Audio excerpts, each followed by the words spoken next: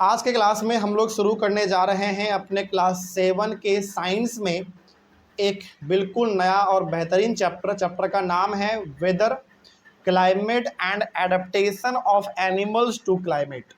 इसके पहले हम लोगों ने अपने चैप्टर नंबर 6 तक कंप्लीट कर रखा है और आज हम लोग अपने क्लास 7 के साइंस में एक नया चैप्टर शुरू करने जा रहे हैं। चैप्टर नंबर 7, चैप्टर का नाम है weather, climate and adaptations of animals to climate.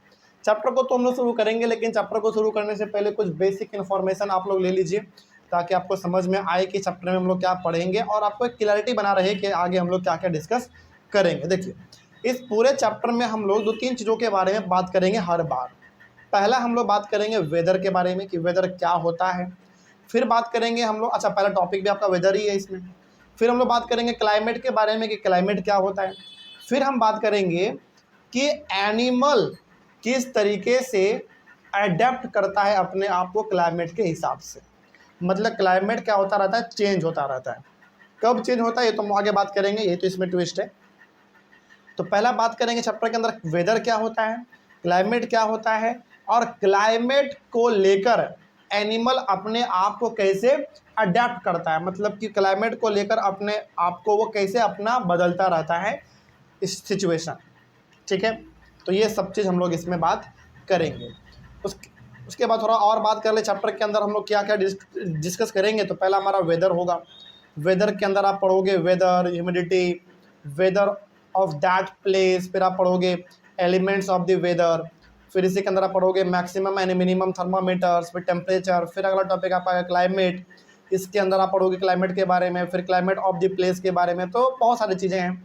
फिर आप पढ़ोगे क्लाइमेट एंड एडेप्टेशन। इसके अंदर आप पढ़ोगे पहला पोलर रीजन के बारे में। पोलर रीजन के बारे में आप पढ़ोगे अंदर सबसे पहला पोलर बियर के बारे में।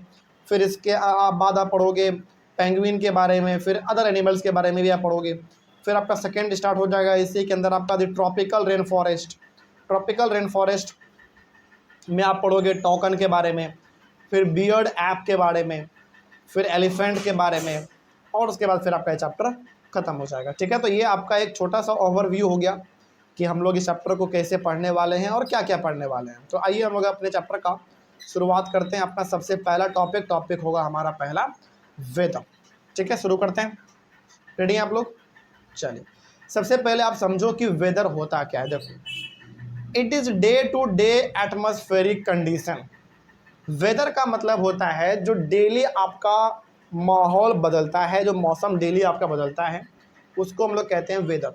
डेली ही नहीं, यदि मिनट में भी आपका वेदर बदल जा रहा है, मौसम बदल जा रहा है, तो आपका वेदर कहलाएगा। जैसे मान लीजिए, सपोज करिए कि भी अभी अचानक बादल था, अचानक धूप आ गया, तो क्या हमारा ये कंडीशन बदला कि नहीं बदला? तो अभी बादल था, मतलब अभी बारिश होने का संभावना था, अभी तुरंत धूप आ गया, तो इसको हम लोग कहेंगे वेदर। ठीक, सुबह सुबह दोपहर के टाइम में गर्मी बहुत लग रहा था, शाम के टाइम में गर्मी कम लगता है, चेंज हो गया, ये कंडीशन चेंज हो गया, इसको हम लोग क्या बोल देंगे? वेदर बोल देंगे। सिंपल सी बात है। दिन भर आपका धूप रहता है, उजाला रहता है, रात में अंधेरा हो जाता है, ये भी क्या हमारा एक वेदर है। तो वेदर का सिंपल सा मतलब है जो मिनट में चेंज हो जाए, घंटे में चेंज हो जाए, दिन में चेंज हो जाए, मतलब जो बहुत जल्दी जल्दी चेंज हो जाए, उसको हम लोग क्या बोल देते हैं? वेदर। ठीक है, इसीलिए आप देखते होंगे टीवी में भी रिपोर्ट आता है कि आज का वेदर ऐसा रहेगा। वो नहीं बोलता कि आज का क्लाइमेट ऐसा रहेगा। क्या आपका आपने सुना कभी क्लाइमेट वर्ड? नहीं, क्लाइमेट वर्ड अलग चीज़ के लिए इस्तेमाल होता है, जो कि हम लोग आगे पढ़ेंगे। अगला टॉपिक हमारा वही है, ठीक ना। तो वेदर का मतलब होता है जो कि डेली चेंज हो जाता है, मिनट मिनट पे चेंज हो जाता है, घंटे घंटे पे चेंज हो जाता है, तो इसको हम लोग बोल देंगे वेदर। ठीक है, कोई दिक्कत नहीं इसमें। जैसे अभी आप खुद देख लो, 2-3 घंटे पहले धूप था, अभी शाम के 5:16 हो रहे हैं, तो अभी शाम हो गया, तो ये क्या हो गया? आपका कंडीशन बदला कि नहीं बदला? तो आप इसको क्या बोलोगे? वेदर या क्लाइमेट? वेदर बोलेंगे। ठीक है, तो वेदर का सिंपल सा मतलब हुआ डे टू डे, या फिर घंटे घंटे पे जो चेंज हो जाए, मिनट मिनट पे जो चेंज हो जाए, इसको हम लोग बोल देंगे वेदर। आगे बढ़ते हैं। The daily weather report carries information about the temperature, humidity and rainfall during the past 24 hours. जैसे वेदर जब भी हम लोग बात करते हैं तो जनरली हम लोग बात करते हैं 24 घंटे का वेदर। है ना। हालांकि यदि घंटे घंटे पे भी चेंज हो रहा है माहौल हमारा तो वो भी वेदर ही है, लेकिन जनरली हम लोग वेदर को कैलकुलेट कितने घंटे पे करते हैं, 24 घंटे पे। जैसे आप टीवी पे भी देखते होगे, न्यूज़ में आता है ये चीज़, टीवी में भी चलता है कि आज का वेदर ऐसा रहेगा, यहाँ बारिश होगा, यहाँ धूप रहेगा। तो वो आज का वेदर मतलब वो 24 घंटे का बता रहा होता है, ठीक ना। तो वेदर जब भी हम लोग कैलकुलेट करते हैं तो कितने घंटे को ध्यान में रख के करते हैं, 24 घंटे को ध्यान में रख के, यानी कि 1 घंटे को मतलब 1 दिन को ध्यान में रख के। हालांकि वेदर तो मिनट पे भी चेंज हो जाता है, उसको भी हम लोग वेदर ही बोलेंगे, लेकिन जनरली अच्छा क्या रहता है, वेदर का जो टाइम है वो क्या रहता है, 24 घंटा। मतलब कि यदि आप वेदर को जानना चाहते हैं तो 24 घंटे का आपको टाइम लेके चलना पड़ता है कि 24 घंटे में, लेकिन 24 घंटे तक यहाँ का वेदर ऐसा रहेगा, यहाँ बारिश होगा, यहाँ ये रहेगा, वहाँ वो रहेगा। तो वेदर हम लोग जब भी जानते हैं तो कितने घंटे का जानते हैं, 24 घंटे का जानते हैं, ठीक है। और इस 24 घंटे में किसी जगह का टेम्परेचर कितना रहेगा, ह्यूमिडिटी कितना रहेगा, रेनफॉल यानी कि बारिश कितना होगा, ये सब हमारा कहलाएगा वेदर, ठीक है। कोई दिक्कत नहीं इसमें। तो कोई पूछे कि बताओ वेदर क्या होता है, तो सिंपल सा बताना, जो माहौल मिनटों में बदल दे, घंटों में बदल दे, दिनों में बदल दे, डे टू डे बदल जाए, उसको हम लोग कहेंगे वेदर। और कोई पूछे कि जनरली अच्छा क्या रहता है वेदर को कैलकुलेट करना, आवरली, मिनट या 24 आवर्स, तो क्या बोलोगे आप, 24 आवर्स। यानी कि वेदर को यदि आपको कैलकुलेट करना है, वेदर को जानना है, तो 24 घंटे का वेदर लेके चलिए, वो सटीक रहता है। मतलब 24 घंटे में ऐसा ऐसा यहाँ पे रहेगा, वो ज़्यादा अच्छा रहता है। मतलब कहने का सिंपल सा मतलब है कि किसी जगह का वेदर कैसा होगा ये बताया जाता है 24 घंटे को ध्यान में रखते हुए। ऐसा नहीं कि उस जगह का वेदर 2 घंटे में ऐसा हो जाएगा, वैसा हो जाएगा, नहीं। यदि ऐसा होता रहे तब तो टीवी में दिन भर वेदर के बारे में चलता रहेगा कि 10:24 पे पटना का वेदर ऐसा था, 10:25 पे पटना का वेदर ऐसा था, तो दिन भर तो आपको न्यूज़ में वेदर ही दिखेगा। तो न्यूज़ में केवल क्या दिखता है आपको, वेदर दिखता है कितने घंटे का, 24 घंटे का। एक बार वो बता देगा कि आज का वेदर पटना का ठीक रहेगा, इसका मतलब है कि 24 घंटे का पूरा रिपोर्ट आपको वो एक बार में दे दिया कि पटना का जो वेदर है 24 घंटे में वो आज लगभग क्या रहेगा, ठीक रहेगा, कोई दिक्कत नहीं है। समझ रही है बात। तो वेदर को हम लोग जनरली जो रिकॉर्ड करते हैं वो 24 घंटे के लिए ही रिकॉर्ड करते हैं। आगे, it also predicts the weather for the day. मतलब वेदर का मतलब हो गया कि आप क्या कर रहे हैं, प्रिडिक्ट कर रहे हैं कि आज का माहौल कैसा रहेगा, ठीक है। अगला आप पढ़ो इसमें फिर ह्यूमिडिटी। ह्यूमिडिटी क्या होता है, ह्यूमिडिटी का सिंपल सा मतलब होता है नमी, यानी कि मॉइस्चर, आपके आसपास नमी कितना रहेगा। नमी का मतलब हो गया एक तरीके से आप बोलो वाटर वेपर। जैसे एग्जांपल के तौर पे जाड़े के समय में आपके आसपास ह्यूमिडिटी क्या रहता है, ज़्यादा रहता है। जाड़े के टाइम में आपके चारों तरफ क्या रहता है, फॉग, वाटर वेपर ज़्यादा रहता है, पानी के छोटे छोटे बूंद ज़्यादा रहते हैं, वो उस समय पे क्या रहता है, ह्यूमिडिटी ज़्यादा। लेकिन वही गर्मी के टाइम पे आप देखो तो गर्मी के टाइम में आपको गर्मी बहुत लगता है, क्यों, क्योंकि आपके आसपास ह्यूमिडिटी है ही नहीं, आपके आसपास वाटर वेपर है ही नहीं, ठीक है। तो ह्यूमिडिटी का मतलब होता है नमी, मॉइस्चर। वही लिखा हुआ है कि humidity is a measure of the moisture in air. तो ह्यूमिडिटी क्या बताता है, ह्यूमिडिटी बताता है कि एयर में मॉइस्चर कितना है। जैसे जाड़े के टाइम में यानी कि विंटर सीजन में मॉइस्चर क्या है, ज़्यादा है, मतलब कि वाटर वेपर, ह्यूमिडिटी, जो भी बोलो आप सब सही है, मॉइस्चर बोलो, वाटर वेपर बोलो, ह्यूमिडिटी बोलो, सब सही है। ये सब चीज़ ज़्यादा रहेगा कब, विंटर के टाइम पे। और सब ये कम रहेगा कब, गर्मी के टाइम पे, क्योंकि गर्मी बहुत पड़ता है तो सारे वाटर वेपर हमारे आसमान में चले जाते हैं, एवोपरेट हो जाता है, कोई दिक्कत नहीं इसमें। तो ह्यूमिडिटी का मतलब सिंपल सा क्या हो गया, नमी आपके आसपास कितना है, यानी कि मॉइस्चर कितना है। और ये ह्यूमिडिटी आपके आसपास सबसे ज़्यादा कब होगा, यानी कि नमी आपके आसपास सबसे ज़्यादा कब होगा, विंटर में, और सबसे कम कब होगा, समर में, ठीक है। तो ये हो गया हमारा। अगला है वेदर ऑफ दैट प्लेस। किसी जगह का वेदर कैसे आप पहचानोगे, देखो, the day to day condition of the atmosphere at a place with respect to the temperature, humidity, rainfall, wind speed, etc. is called the weather at that place. Weather at that place का मतलब हुआ किसी जगह का 24 घंटे तक weather कैसा रहेगा। ये हम लोग पता लगाते हैं कि उस जगह पे 24 घंटे तक टेम्परेचर कैसा रहेगा, ह्यूमिडिटी कैसा रहेगा, यानी कि नमी कैसा बना रहेगा। देखो सिंपल समझो, यदि कोई बोल रहा है जैसे मान लो सपोज करो कि कोई बोल रहा है कि पटना का वेदर आज ठीक रहेगा, इसका मतलब है कि पटना का जो वेदर है 24 घंटे तक क्या रहेगा, ठीक रहेगा। इसका मतलब है कि पटना का 24 घंटे तक जो टेम्परेचर है वो ना ही ज़्यादा होगा ना ही कम होगा, बीच में रहेगा। उसके बाद 24 घंटे तक पटना का जो ह्यूमिडिटी है वो क्या रहेगा, वो भी नॉर्मल रहेगा। ना आपके आसपास वाटर वेपर ज़्यादा होगा ना वाटर वेपर कम होगा। उसी प्रकार से रेनफॉल, पटना में 24 घंटे तक जो रेनफॉल है वो भी ठीक ठाक रहेगा, मतलब बरसात ना ही ज़्यादा होगा ना ही कम होगा, मतलब ठीक रहेगा। उसी प्रकार से विंड स्पीड यानी कि आंधी तूफान भी ज़्यादा नहीं आएगा पटना में। तो वेदर ऑफ दैट प्लेस का मतलब होता है कि जब आप किसी जगह के बारे में वेदर बताते हैं कि उस जगह का वेदर ऐसा रहेगा वैसा रहेगा, तो आप सब चीज़ को ध्यान में रख के बताते हैं।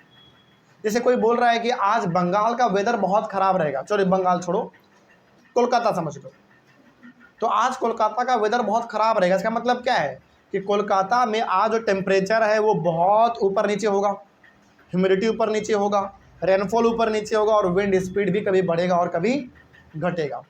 तो वेदर ऑफ दैट प्लेस का सिंपल सा मतलब हुआ कि 24 घंटे तक उस जगह का टेम्परेचर, ह्यूमिडिटी, रेनफॉल और विंड कैसा रहेगा, यही कहलाएगा वहाँ का वेदर। समझ आ गया बात? तो जब कोई न्यूज़ वाला टीवी पे बोलता है कि इस जगह का वेदर आज ऐसा रहेगा, तो वेदर वो बोल रहा है, इसका मतलब वो ध्यान में कितने बातों को रख के बोल रहा है, 4 बातों को। उससे ज़्यादा भी और होगा तो और बढ़िया है।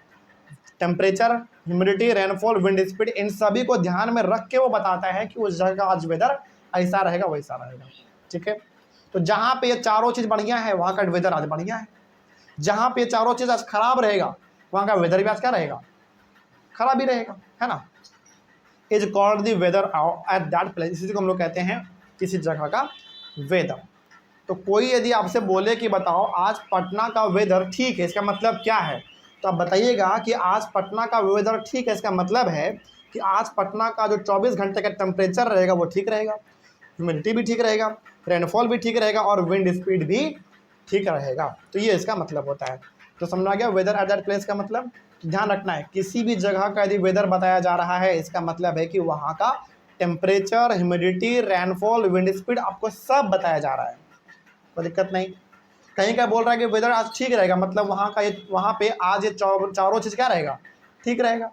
बोल रहा है कि वहाँ का वेदर आज बहुत ख़राब रहेगा, मतलब वहाँ पे आज ये चारों चीज़ क्या रहेगा, बिल्कुल अलग रहेगा, बिल्कुल बढ़ा हुआ रहेगा। ठीक है, ये हो गया हमारा वेदर ऑफ दैट प्लेस या फिर एट दैट प्लेस। अगला हमारा है elements of the weather. Weather का क्या क्या एलिमेंट है, मतलब कि वेदर किन किन बातों पर डिपेंड करेगा। वही चीज़ है, टेम्परेचर पे डिपेंड करेगा किसी जगह का वेदर, ह्यूमिडिटी पे करेगा और अदर फैक्टर्स जैसे आप विंड स्पीड बोल सकते हो, रेनफॉल बोल सकते हो।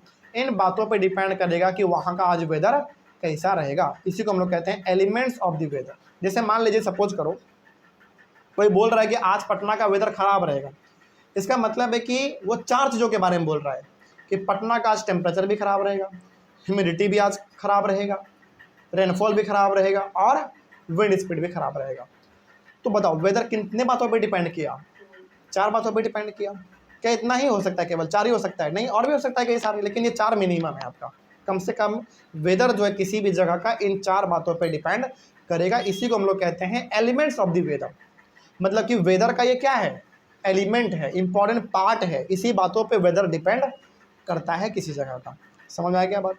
तो कोई पूछे कि बताओ वेदर का क्या क्या एलिमेंट है या फिर वेदर का क्या क्या फैक्टर है, तो आपसे बस ये पूछ रहा है कि वेदर किन किन बातों पे डिपेंड करेगा। तो किन पे डिपेंड करेगा, टेम्परेचर पे, ह्यूमिडिटी पे, विंड स्पीड पे, रेनफॉल पे, इन बातों को बता देना है बस। ठीक है, अगला, the weather of a place changes day after day and week after week. वही बात है हमने जो कहा कि जो वेदर है वो मिनटों में भी चेंज हो जाता है, घंटों में भी चेंज हो जाता है, दिन प्रतिदिन भी चेंज हो जाएगा और 1 सप्ताह 2 सप्ताह में भी वो चेंज होता रहता है। तो जो लगातार चेंज होता रहता है उसको हम लोग बोल देते हैं वेदर। लेकिन फिर सवाल है कि सर क्लाइमेट किसको कहेंगे? फिर क्लाइमेट बहुत लंबे साल के बाद चेंज होता है, उसको हम डिस्कस करेंगे डिटेल में, जो कि हमारा अगला टॉपिक है क्लाइमेट, उसके बारे में हम लोग आगे डिस्कस करेंगे। यहाँ तक समझ में आ गया? कोई दिक्कत नहीं। तो वेदर जो है वो डे टू डे भी चेंज हो सकता है, वीक टू वीक चेंज हो सकता है, आवर टू आवर चेंज हो सकता है, मिनट टू मिनट चेंज हो सकता है। कोई दिक्कत नहीं, ये हमारा वेदर कहलाता है। अगला, the weather is a complex phenomena, it can vary it can vary over very short periods of time, मतलब ये ना बहुत कम समय में भी चेंज हो जाता है, मतलब मिनटों में भी ये चेंज हो जाएगा। अभी अचानक बारिश हो रहा था, अचानक धूप आ गया, ऐसा होता है कई बार। बारिश हुआ, अचानक बारिश रुका, अचानक धूप आ गया, अचानक धूप था, अचानक बादल आया, अचानक बारिश हो गया। तो ये मिनटों में भी चेंज हो जाता है, इसीलिए हम लोग इसको बोलते हैं कॉम्प्लेक्स फेनोमेना, मतलब कब क्या हो जाए कुछ पता नहीं, इसी को हम लोग बोलते हैं कॉम्प्लेक्स फेनोमेना। किसको? वेदर को। क्यों कहते हैं भाई कॉम्प्लेक्स फेनोमेना? क्योंकि ये कब क्या बदल देगा किसी को नहीं पता, मिनटों में भी ये चेंज हो जाता है, कई बार तो सेकंडों में चेंज हो जाएगा। 30 सेकंड में माहौल पहले ऐसा था, फिर ऐसा हो गया, ऐसा हो जाता है कई बार। आगे, since weather is such a complex phenomena it is not easy to predict. तो बताओ वेदर क्या एक कॉम्प्लेक्स फेनोमेना है, मतलब कब क्या होगा किसी को नहीं पता। तो बताओ क्या इसको प्रिडिक्ट करना आसान है या मुश्किल है? बहुत मुश्किल है। मतलब अभी माहौल धूप है मान लो, अगले ही मिनट में क्या होगा आपको नहीं पता, ऐसा कई बार होता है। जैसे खास करके आपने देखा होगा जुलाई के टाइम पे, अगस्त के टाइम पे, सितंबर के टाइम पे, मतलब जब बारिश का टाइम होता है, तो अभी धूप था अचानक बारिश हो गया, मतलब वेदर का कोई ठिकाना ही नहीं है कब क्या हो जाए। तो इसको प्रेडिक्ट करना यानी कि इसका अनुमान लगाना बहुत ज़्यादा मुश्किल होता है, क्योंकि ये कब क्या कर देगा किसी को नहीं पता। ठीक है, आगे बढ़ते हैं। फिर आप इसमें पढ़ोगे मैक्सिमम एंड मिनिमम थर्मोमीटर्स। ये मैक्सिमम और मिनिमम थर्मोमीटर क्या होता है जरा समझते हैं इसके बारे में। देखो, the maximum and minimum thermometers are recorded, sorry thermometer नहीं है, माय मिस्टेक, यहाँ पे थर्मोमीटर लिखा हुआ है, हाँ ठीक है। The maximum and minimum temperatures are recorded every day through a special thermometer called maximum and minimum thermometer. देखो हमारे पास ना एक स्पेशल प्रकार का थर्मोमीटर आता है जो ये बताता है कि आज दिन भर मैक्सिमम टेम्परेचर कितना गया, मतलब आज दिन भर सबसे ज़्यादा टेम्परेचर कितना था और आज दिन भर सबसे कम टेम्परेचर कितना रहा, वो दोनों बता देता है। उस प्रकार के थर्मोमीटर को हम लोग बोलते हैं मैक्सिमम एंड मिनिमम थर्मोमीटर। इसके नाम पे ही पड़ा है इसका नाम, मतलब ये जो काम करता है ना, इसके काम के वजह से इसका ये नाम पड़ गया है। ये थर्मोमीटर क्या करता है? थर्मोमीटर ये करता है कि आज दिन भर मैक्सिमम टेम्परेचर कितना गया, मतलब सबसे ज़्यादा टेम्परेचर आज कितना गया वो रिकॉर्ड करेगा, और आज दिन भर में कितना कम से कम टेम्परेचर गया, मतलब सबसे लो कितना टेम्परेचर गया उसको मेजर कर देगा। इसीलिए इस थर्मोमीटर का नाम ही क्या पड़ गया? Maximum and minimum thermometer. मतलब इस थर्मोमीटर का काम क्या है कि आज मैक्सिमम टेम्परेचर कितना गया वो रिकॉर्ड करो और आज सबसे कम टेम्परेचर कितना गया वो रिकॉर्ड करो। तो इसीलिए हम लोग इसको बोल देते हैं मैक्सिमम एंड मिनिमम थर्मोमीटर। जैसे आप अपना मोबाइल खोलते हैं, अपना मोबाइल, आपके मोबाइल में भी एक होता है वेदर, आप उसको देखो तो उसमें भी आपको बता देगा कि पिछले 24 घंटे में मैक्सिमम टेम्परेचर कितना गया और मिनिमम टेम्परेचर कितना गया, दोनों बता देता है। आपके फ़ोन में एक वेदर का ऐप होगा जो वेदर आपको बताएगा, उसको आप खोलोगे तो आपको दिखाएगा कि 12 बजे इतना टेम्परेचर था, 1 बजे इतना था, 5 बजे थोड़ा घट गया, रात के 8 बजे और घट गया, रात के 12 बजे और घट गया, फिर जैसे जैसे सुबह होगा वैसे वैसे टेम्परेचर फिर दोबारा बढ़ेगा। तो ये आपका मैक्सिमम और मिनिमम थर्मोमीटर कहलाता है, जो कि आपके फ़ोन में पहले से इंस्टॉल रहता है, कोई दिक्कत नहीं। तो यदि आपसे कोई पूछे कि बताओ मैक्सिमम और मिनिमम थर्मोमीटर क्या होता है, तो सिंपल सा बताना है, मैक्सिमम और मिनिमम थर्मोमीटर एक ऐसा थर्मोमीटर है जिसका काम ही ये है कि पूरे दिन भर में सबसे ज़्यादा टेम्परेचर कितना गया उसको रिकॉर्ड करो और पूरे दिन भर में सबसे कम टेम्परेचर कितना गया उसको रिकॉर्ड करो, दोनों चीज़। इसीलिए इस थर्मोमीटर का नाम ही क्या पड़ेगा? Maximum and minimum thermometer. ये मार्केट में इजिली अवेलेबल है, तो उसको हम लोग देख सकते हैं। आगे बढ़ते हैं, अगला है the maximum temperature of the day occurs generally in the afternoon. अच्छा बताओ, एक दिन का सबसे ज़्यादा टेम्परेचर कब होता है बताओ? दोपहर में होता है। मतलब पूरे दिन का जो सबसे ज़्यादा टेम्परेचर आपको देखने को मिलेगा वो आफ्टरनून यानी कि दोपहर में देखने को मिलता है, क्योंकि सन आपके जस्ट सर के ऊपर होता है। While the minimum temperature occurs generally in the early morning. और जो सबसे कम टेम्परेचर रहता है, सबसे कम टेम्परेचर वो कब रहता है? दिन के शुरुआत में, यानी कि सुबह सुबह। ठीक है, ये आपको पता है। अगला है आपका टेम्परेचर। टेम्परेचर तो आपने बेसिकली समझ ही लिया कि टेम्परेचर क्या होता है। Temperature is an indicator of the degree of hotness and coldness of the air. तो टेम्परेचर बेसिकली क्या है? टेम्परेचर एक इंडिकेटर है जो आपको ये बताता है कि गर्मी कितना था आज और ठंडी कितना था आज। बस यही हमारा टेम्परेचर कहलाता है, और कोई दिक्कत नहीं है इसमें। समझ में आ गया सबको? कोई दिक्कत इसमें? तो वेदर आपको मेरे हिसाब से समझ में आ गया होगा कि वेदर का सिंपल सा मतलब होता है जो minute to minute, hour to hour, day to day या फिर वीक टू वीक जो चेंज हो जाए उसको हम लोग वेदर कहते हैं। मतलब कब क्या माहौल हो जाएगा आपको खुद भी नहीं पता, किसी को नहीं पता, इसीलिए इसको प्रिडिक्ट करना भी बहुत मुश्किल है। समझ आया? तो अगला जो टॉपिक है हमारा वो होगा क्लाइमेट को लेकर। तब आपको समझ में आएगा कि वेदर और क्लाइमेट में क्या डिफरेंस है, क्यों हम वेदर को क्लाइमेट नहीं बोल सकते और क्लाइमेट को वेदर नहीं बोल सकते हैं। ये आपको समझ में आएगा इस वाले टॉपिक में, क्लाइमेट में। कोई दिक्कत नहीं इसमें। तो मिलते हैं हम लोग अपने अगले क्लास में, हम लोग डिस्कस करेंगे क्लाइमेट को। ठीक है, तब तक के लिए thank you very much. Next topic हम लोग को डिस्कस करना है क्लाइमेट के बारे में। पिछले क्लास में आपने पढ़ा वेदर के बारे में। वेदर का सिंपल सा मतलब आपने समझा जो मिनटों में चेंज हो जाए, जो आवर में चेंज हो जाए, 1 घंटे में चेंज हो जाए, जो सप्ताह में चेंज हो जाए, है ना, जो डे टू डे चेंज हो जाए, उसको हम लोग कहते हैं वेदर। अब ये क्लाइमेट क्या है? फिर क्लाइमेट समझो, देखो क्या है। It is the average weather pattern in a region over a long period of time. इसको हम लोग कहते हैं क्लाइमेट। क्लाइमेट का सिंपल सा मतलब हुआ, देखो किसी जगह पे वेदर डेली चेंज होता है ना। जब इस वेदर का हम लोग एक एवरेज निकालते हैं लंबे समय को ध्यान में रखते हुए, तो वो हमारा कहलाता है क्लाइमेट।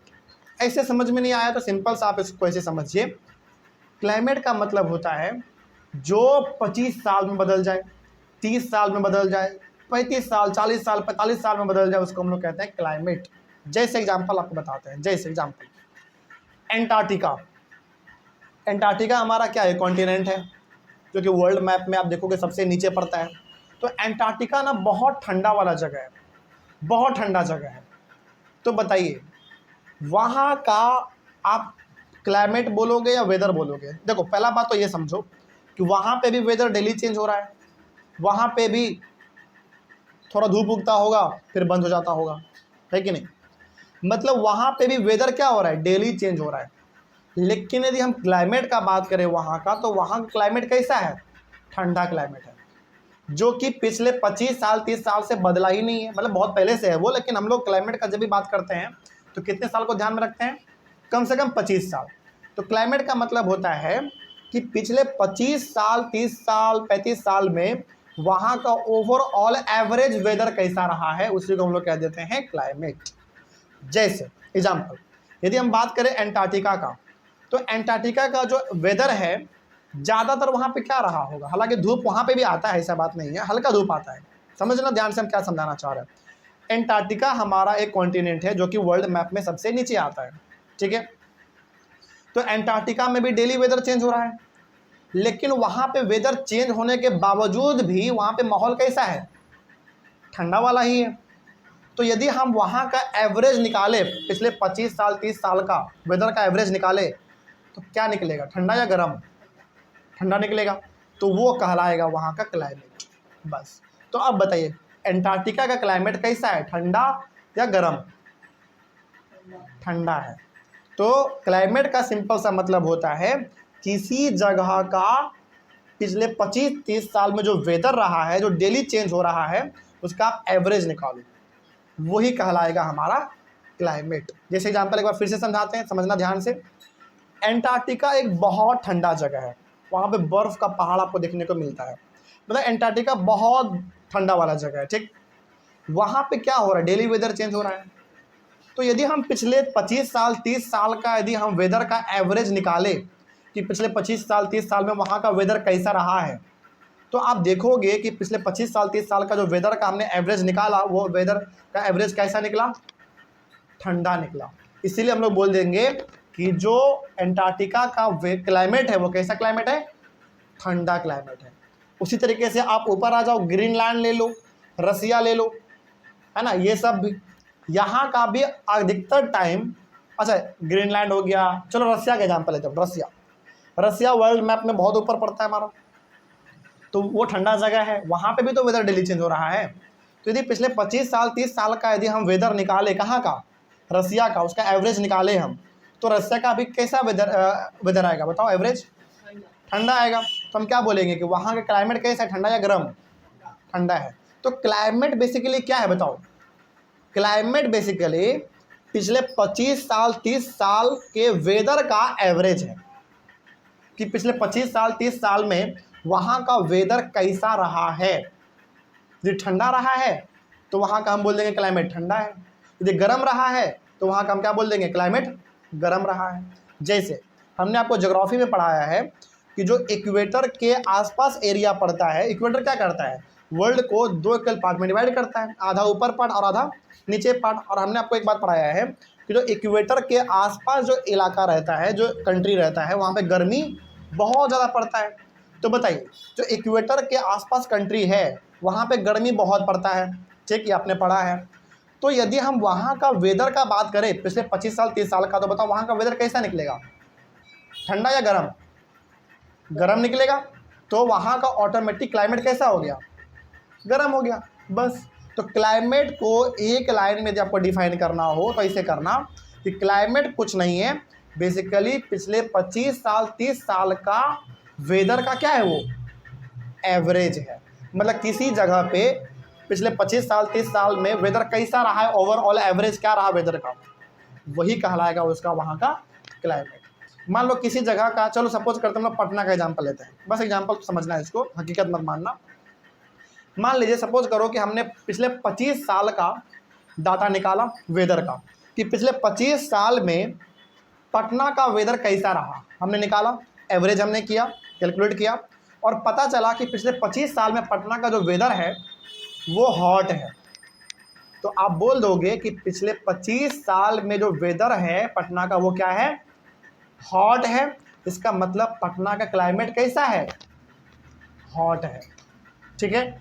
उसी प्रकार से चलो हम मान लेते हैं मुंबई, पिछले 25 साल का हमने मुंबई का निकाला वेदर का डाटा, और ये पता चला कि मुंबई का जो वेदर है पिछले 25 साल का, उसका जो हमने कैलकुलेट किया तो वहाँ का जो वेदर निकला हमारा एवरेज, वो ठंडा निकला। इसका मतलब मुंबई का क्लाइमेट कैसा है, ठंडा है, कोल्ड है, सिंपल। तो एक लाइन में आपको ध्यान रखना है, क्लाइमेट का सिंपल सा मतलब होता है लंबे समय से, लंबे समय मतलब आप पिछले 25 साल 30 साल ले सकते हैं, पिछले किसी जगह पे पिछले 25 साल 30 साल में वहाँ का वेदर कैसा रहा है। यदि वेदर वहाँ का पिछले 25 साल 30 साल में ठंडा रहा है तो वहाँ का क्लाइमेट कैसा हो जाएगा, ठंडा। यदि किसी जगह का पिछले 25 साल 30 साल में वेदर यानी कि डे टू डे जो चेंज हो रहा था वो ठंडा है, तो ठंडा वहाँ का क्लाइमेट होगा। कहीं पे गर्म है तो वहाँ का गर्म हो जाएगा।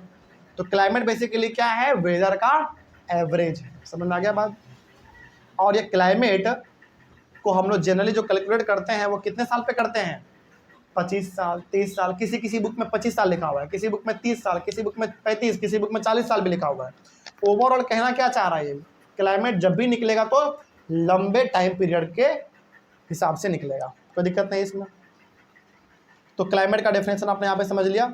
अब किसी जगह का हम कैसे बोलेंगे कि वहाँ का क्लाइमेट कैसा है, तो क्लाइमेट ऑफ द प्लेस कैसे बोलेंगे, देखो, the average weather pattern taken over a long time से 25 years is called the climate of the place. मतलब क्या हुआ इसका समझो, कोई जगह है जो कि पिछले 25-30 साल से लगभग वहाँ पे हमेशा ठंडा ही रहा है, तो हम क्या बोलेंगे, वहाँ का क्लाइमेट क्या है, कोल्ड है। या फिर मान लो कोई ऐसा जगह है जहाँ पे पिछले 25 साल 30 साल से ना लगातार गर्मी ही पड़ रहा है, मतलब वहाँ का वेदर कैसा है, गर्म है, तो हम क्या बोलेंगे, वहाँ का क्लाइमेट कैसा है, हॉट है, गर्म है। तो ये हमारा होता है। तो ध्यान रखना है, जब भी वेदर का बात होगा तो वो बात होगा minute to minute, hour to hour, day to day, week to week, month to month, ये बात होगा हमारा वेदर में। लेकिन जब बात होगा किसी जगह के क्लाइमेट का तो वो कितने टाइम के बारे में बात होगा, लॉन्ग पीरियड के बारे में बात होगा, 25 साल 30 साल 35 साल 40 साल के बारे में वो बात करेगा, कोई दिक्कत। तो अब यदि मैं आपसे पूछूं कि बताओ एंटार्क्टिका का क्लाइमेट कैसा है, हॉट या कोल्ड, आप क्या बोलोगे, कोल्ड, क्योंकि पिछले लंबे समय से वहाँ पे क्या हमेशा पड़ता है, ठंडा पड़ता है। यदि मैं आपसे पूछूं कि बताओ रसिया, वहाँ का क्लाइमेट कैसा है, तो आप क्या बोलोगे, कोल्ड बोलोगे आप। यदि मैं आपसे पूछूं कि बताओ इंडिया का क्लाइमेट कैसा है, तो आप क्या बोलोगे, नहीं, मॉडरेट बोलो, क्योंकि इंडिया ना ही बहुत ऊपर है ना ही इंडिया बहुत नीचे है, इंडिया बीच में पड़ता है, ठीक। तो हमारा इंडिया का जो क्लाइमेट है वो कैसा होगा, मॉडरेट होगा, ना ही बहुत ठंडा है ना ही बहुत गर्म है।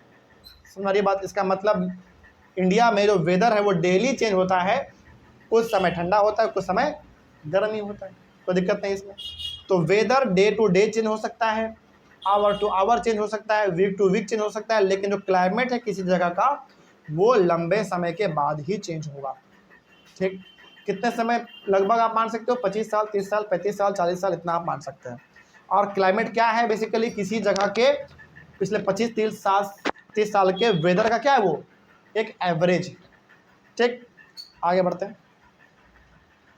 If we find that the temperature at a place is high most of the time, then we say that the climate of that place is hot. मान लीजिए, सपोज करो, if we find that the temperature at a place is high most of the time, मान लो कोई ऐसा जगह है जिस जगह पे ना अधिकतर टाइम टेम्परेचर हाई रहता है, मतलब गर्मी वहाँ पे अधिकतर टाइम पड़ता है, तो अब क्या बोलोगे कि वहाँ का क्लाइमेट कैसा है, ठंडा या गर्म? गर्म है, ऑब्वियस सी बात है ना। उसी तरीके से मान लो कोई ऐसा जगह है जहाँ पे अधिकतर टाइम, दिन का अधिकतर टाइम ठंडा पड़ता है, तो आप क्या बोलोगे, वहाँ का क्लाइमेट कैसा है, ठंडा है, कोल्ड है। तो इस तरीके से हमारा क्लाइमेट और वेदर में डिफरेंस आप समझ पा रहे होंगे। आगे बात करते हैं north eastern India. North eastern India का मतलब क्या हुआ बताइए?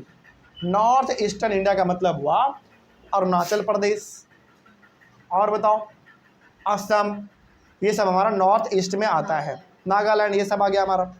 तो the north eastern Indian the north eastern India receives rain for a major part of the year. जैसे आप नॉर्थ ईस्ट में जाओगे, जैसे असम, अरुणाचल प्रदेश, नागालैंड, मणिपुर, मिजोरम, इन सभी जगह पे आप जाओगे तो बारिश लगभग अधिकतर टाइम होता ही रहता है। Therefore we can say that the climate of the north east is wet। हम क्या बोल सकते हैं कि नॉर्थ ईस्ट का जो क्लाइमेट है वो कैसा है, वेट है। वेट मतलब वहाँ पे हमेशा हमें क्या रहता है, गीलापन रहता है।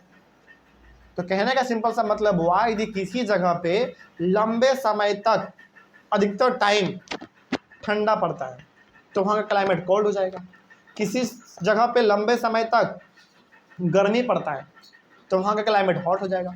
किसी जगह पे लंबे समय तक बारिश होता रहता है केवल, तो वहाँ का क्लाइमेट कैसा हो जाएगा, वेट हो जाएगा।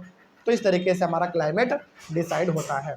अच्छा, जैसे मान लीजिए, सपोज करो कि अभी एंटार्क्टिका का क्लाइमेट अभी कैसा है, ठंडा है, कोल्ड है।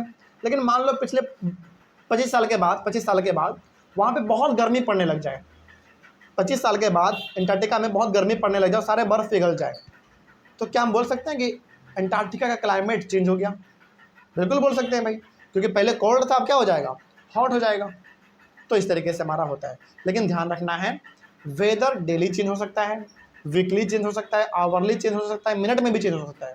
लेकिन क्लाइमेट यदि किसी जगह का चेंज होगा तो उसको चेंज होने में कम से कम तो 25 साल या फिर उससे ज़्यादा कितना भी लग जाए, कोई दिक्कत नहीं। तो क्लाइमेट का बात जब भी होता है तो लंबे टाइम के लिए होता है, वेदर का जब भी बात होता है तो वो शॉर्ट टाइम के लिए बात होता है। समझ आ गया सबको? इस तरीके से आपने वेदर और क्लाइमेट दोनों में डिफरेंस समझ लिया। अगला हमारा है क्लाइमेट एंड एडेप्टेशन, जिसको हम लोग अपने इसी क्लास में कर लेते हैं। छोटा सा टॉपिक है, क्या किया जाए, अगले क्लास में या इस क्लास में कर लेते हैं? चलो अगले क्लास में करते हैं। तो अगले क्लास में हम लोग डिस्कस करेंगे क्लाइमेट एंड एडेप्टेशन, ये टॉपिक हमारा होगा। मिलते हैं हम लोग अपने अगले क्लास में। Thank you very much. Next topic आज का हमारा होगा क्लाइमेट एंड एडेप्टेशन। पिछले क्लास में हमने पढ़ा कि वेदर क्या होता है, थोड़ा सा हम लोग रिविजन करेंगे फटाक से, फिर आगे बढ़ेंगे। वेदर हम लोग समझ चुके हैं क्या होता है, और वेदर के अंदर हम लोगों ने 3-4 इम्पॉर्टेंट डेफिनेशन के बारे में भी पढ़ा था। सबसे पहला कि वेदर क्या होता है ये हमने समझा, फिर ह्यूमिडिटी, उसके बाद फिर weather at that place, elements of the weather, maximum and minimum thermometers, और टेम्परेचर। मतलब 4-5 इंपॉर्टेंट डेफिनेशन भी हम लोग डिस्कस कर चुके थे।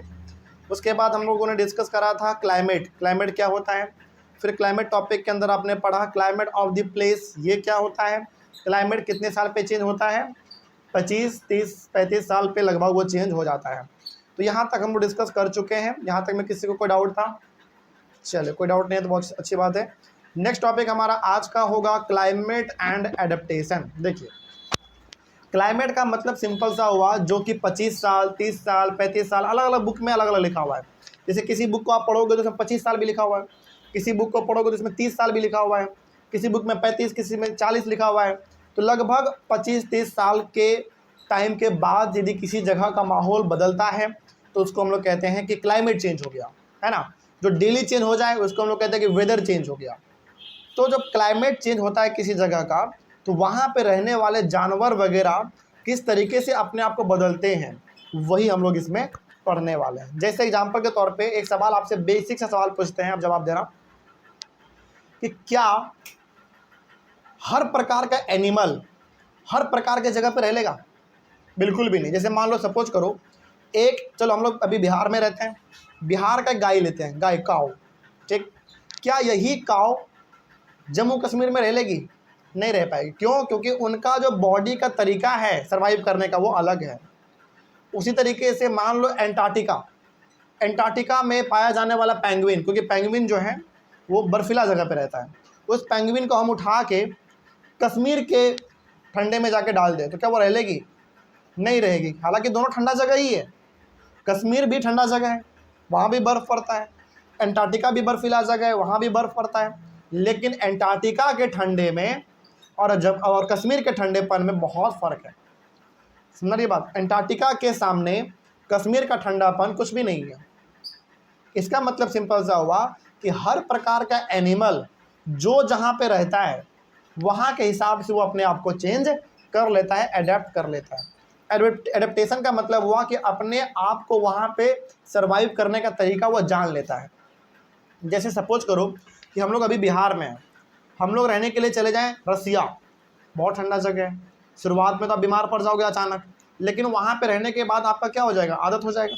आप वहाँ के माहौल के साथ ढल जाओगे, अडेप्ट कर जाओगे अपने आप को। तो वो चीज़ होता है। तो कहने का मतलब इस टॉपिक में ये है कि बदलते हुए क्लाइमेट के हिसाब से वहाँ का एनिमल भी अपने आप को क्या कर लेता है? बदल लेता है। रहने का तरीका वो अपना बदल लेगा, नहीं करेगा तो फिर वो मर जाएगा। समझ में आ रही है बात? जैसे मान लो आप यहाँ से गए रसिया, बिहार में आपको गर्मी लग रहा था, रसिया गए आपको वहाँ पे ठंडा लग रहा है, लेकिन आप अपने आप को बदल नहीं रहे हैं, आप अभी भी हाफ टी शर्ट और हाफ पैंट पे चल रहे हैं। तो ऑब्वियस सी बात है आपको बीमार पड़ जाओगे, और अभी भी अपने आप को नहीं बदलोगे तो फिर आपका जान भी जा सकता है। तो बदलते हुए क्लाइमेट के हिसाब से जानवर भी अपना सिचुएशन बदल लेता है, अपना तरीका रहने का बदल लेता है। तो वही हम लोग इसमें पढ़ेंगे। तो आइए पढ़ते हैं, देखते हैं क्या लिखा हुआ है। देखो, animals are adapted to survive in the conditions in which they live. मतलब जो जानवर जिस प्रकार के माहौल में रहेगा उस प्रकार के हिसाब से वो अपने आप को बदल लेगा। नहीं बदलेगा तो फिर वो लंबे समय तक सर्वाइव भी नहीं कर पाएगा। समझ रही है बात? जैसे मान लो, सपोज करो कि यदि हम एक पेंगुइन को जो कि अंटार्कटिका में रहता है उसको उठा के हम इंडिया के कश्मीर में डाल दें, तो इस पेंगुइन को बदलने का तरीका बदलना पड़ेगा, रहने का तरीका बदलना पड़ेगा। नहीं बदलेगा तो फिर वो मर जाएगा, ठीक। लेकिन बदल लिया, इंडिया के क्लाइमेट के हिसाब से वो अपने आप को चेंज कर लेगा तो वो सर्वाइव कर जाएगा। सिंपल सी बात है। तो वही बात यहाँ पे लिखा हुआ है कि animals are adapted to survive in the conditions in which they live. तो जो जानवर जहाँ पे रहता है वो अपने हिसाब से अपने आप को चेंज कर लेता है, बदल लेता है, ठीक है। आगे, animals living in very cold and hot climate must possess special features to protect themselves against the extreme hot और कोल्ड। एक बात बताइए, जैसे मान लो कि एक बहुत ठंडा वाला जगह है और वहाँ पे कुछ जानवर रह रहे हैं। क्यों रह पा रहा है? क्योंकि उसके अंदर ठंडापन को सहने का कुछ क्वालिटी होगा, तभी तो वो रह पा रहा है। जैसे मान लीजिए हमारा एंटार्क्टिका में आप जाओगे तो आपको पोलर बियर दिखेगा, आपको पेंगुइन दिखेगा। वो क्यों वहाँ पे रह पा रहा है? इतना ठंडा जगह है, इसके बावजूद भी वो वहाँ पे सर्वाइव कर जा रहा है। इसलिए कर पा रहा है क्योंकि पोलर बियर और पेंगुइन के पास स्पेशल कैरेक्टरिस्टिक्स है, स्पेशल खूबी है ठंडे को सहने का, इसीलिए वो वहाँ पे रह पा रहा है। उसी प्रकार से एग्जाम्पल आप ले लो इंडिया का डेजर्ट इलाका राजस्थान में कैमल आराम से सर्वाइव कर जाता है, ऊँट आराम से सर्वाइव करता है। क्यों कर पा रहा है वो गर्मी में सर्वाइव? क्योंकि वहाँ के जानवर ने अपने इस बॉडी के तरीके को क्या कर लिया है? चेंज कर लिया है, तभी वो सर्वाइव कर पा रहा है उतने गर्मी में भी। नहीं चेंज करता, नहीं गर्मी के हिसाब से अपने आप को बदलता, क्या वो सर्वाइव कर पाता कभी? कभी नहीं कर पाता। वही बात यहाँ पे लिखा हुआ है कि यदि कोई जानवर ठंडे जगह पर रह रहा है, इसका मतलब है कि उनके बॉडी के अंदर ठंडा को सहने का अलग प्रॉपर्टी है, अलग खूबी है। उसी प्रकार से यदि कोई जानवर गर्मी वाले जगह पर रह रहा है तो गर्मी को सहने का उसके अंदर क्या है, एक अलग ही खूबी है, अलग ही क्षमता है, तभी वो वहाँ पे रह पा रहा, नहीं तो नहीं रह पाता। सिंपल सी बात है ना। आगे, features and habits that help animals to adapt to their surroundings are a result of the processes of evolution। मतलब जो जानवर जहाँ पे रह गया वहाँ के हिसाब से उन्होंने अपने फीचर्स को और अपने हैबिट को बदल लिया। मतलब यदि कोई तरीका, मान लो कोई जानवर ठंडे जगह पर रहता है तो वो अपना हैबिट ये रखेगा कि भैया हमको अब ठंडे में ही रहना है, तो ठंडे को सहने का वो अपने अंदर क्या करेगा, ठंडे को सहने का अपने अंदर इम्यून सिस्टम वो अपना इम्प्रूव करेगा, ताकि कितना भी ठंडा पड़ जाए तो हम यहाँ पे सर्वाइव कर जाएं। गर्मी में रहने वाले जानवर को अपना हैबिट बदलना पड़ेगा, रहन सहन अपना बदलना पड़ेगा, नहीं बदलेगा तो फिर वो वहाँ पे मर जाएगा। मतलब यहाँ पे हम केवल ये कहना चाहते हैं कि चाहे कोई भी जगह हो, कोई भी जानवर हो, जो जहाँ पे रहेगा उस हिसाब से वहाँ पे उनको अपने आप को चेंज करना पड़ेगा।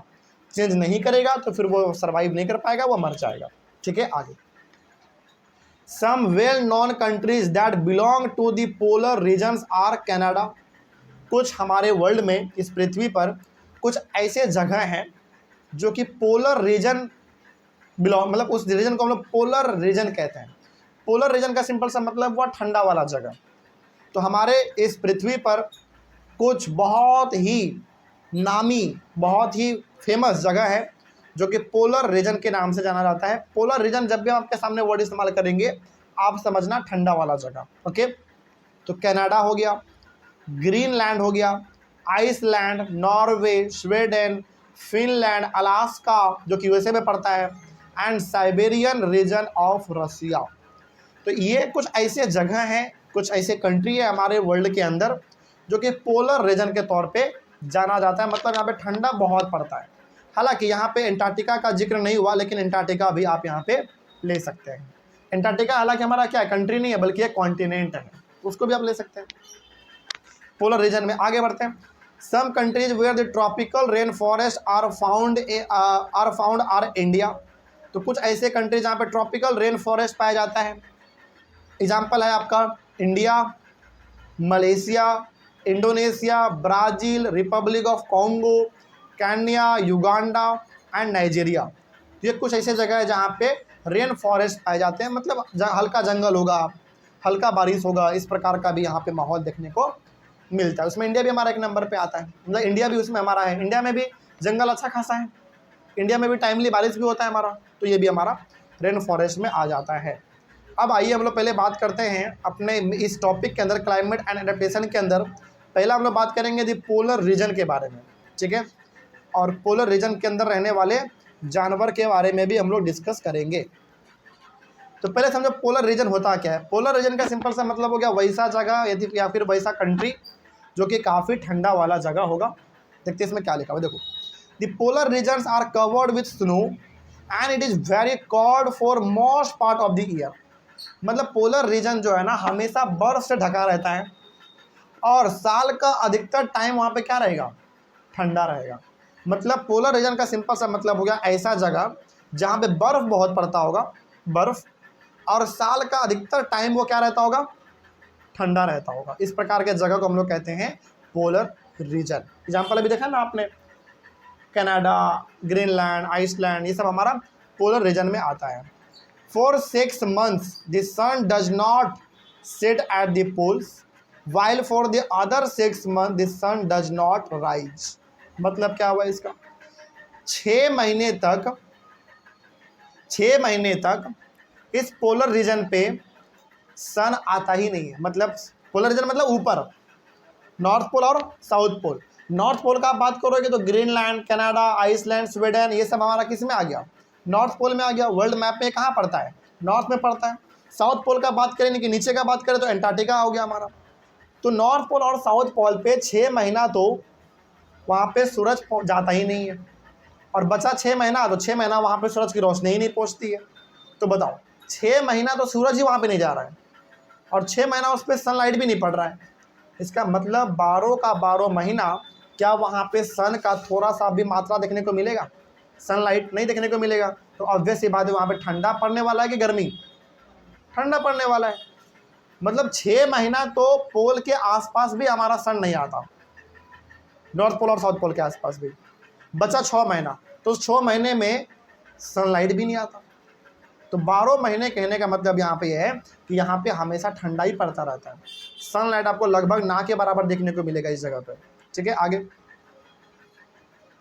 इन winter the temperature can be as low as -37 degree Celsius. Winter के टाइम पे तो यहाँ का हालत और ख़राब हो जाता है।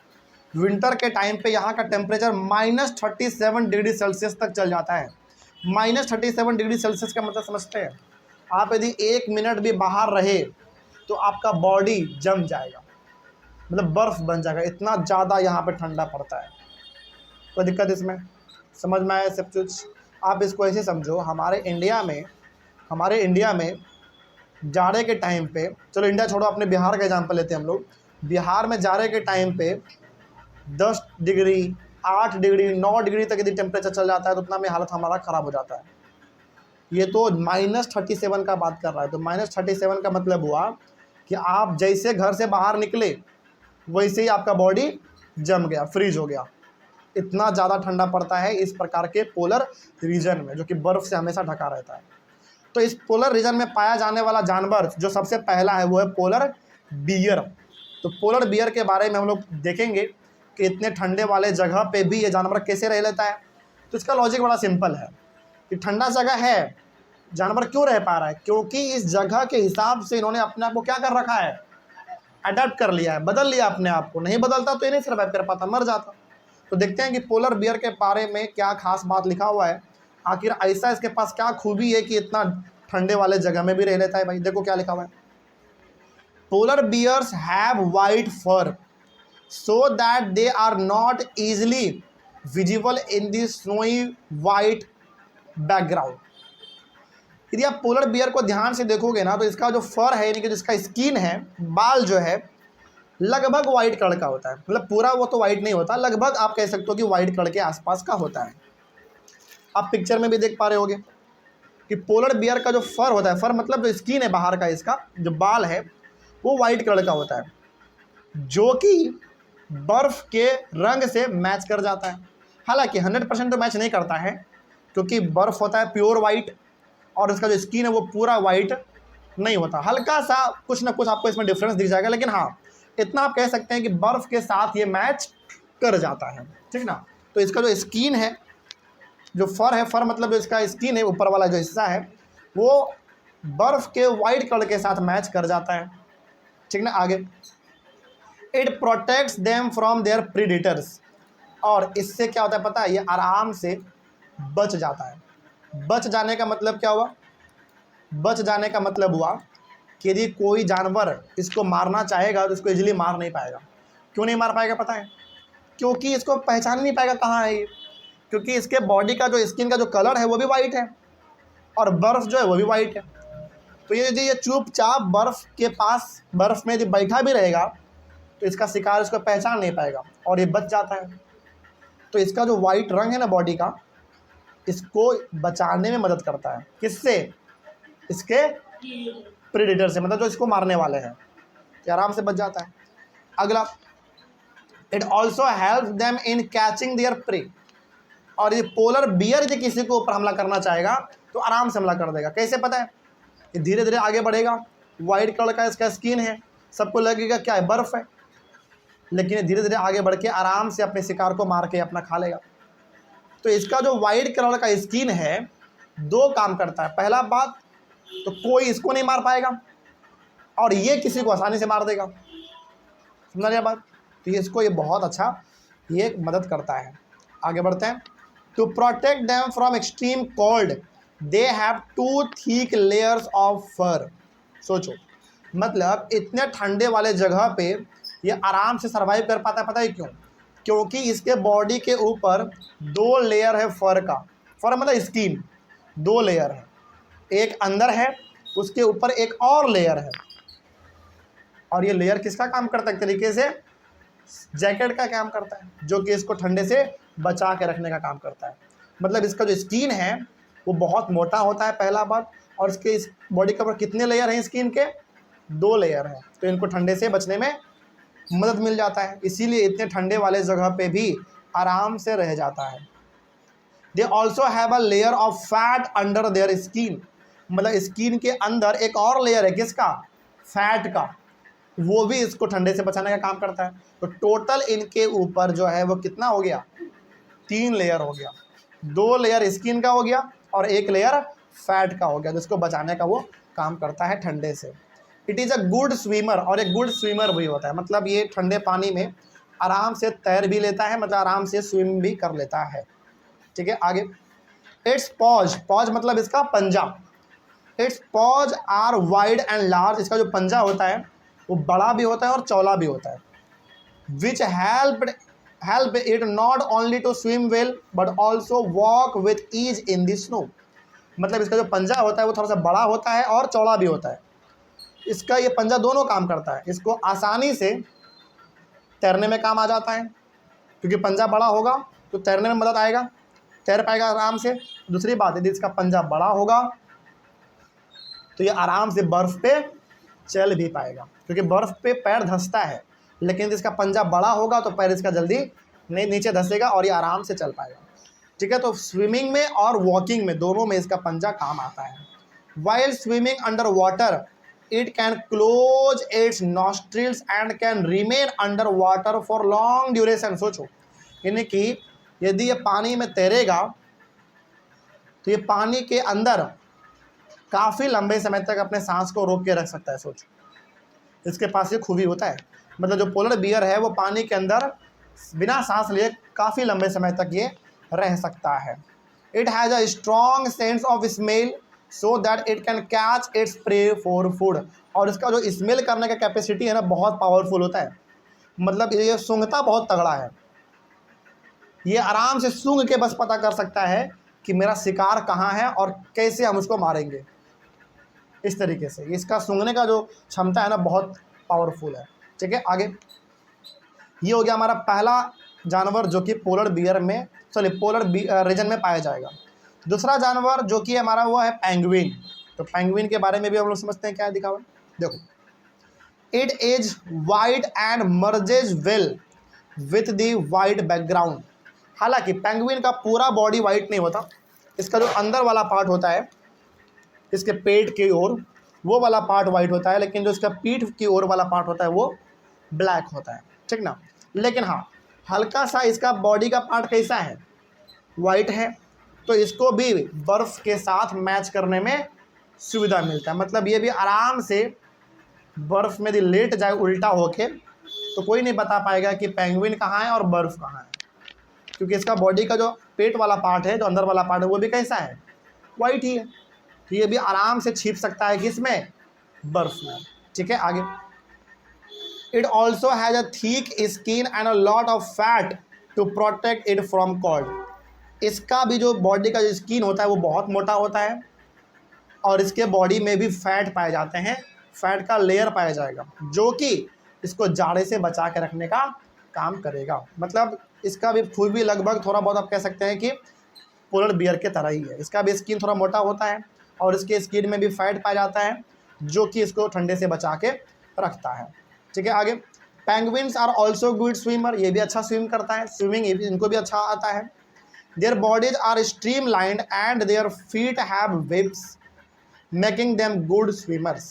मतलब इसका जो बॉडी है ना स्ट्रीम लाइन होता है। स्ट्रीम लाइन का मतलब हो गया सर होगा थोड़ा सा पतला लेकिन बॉडी होगा थोड़ा सा चौड़ा।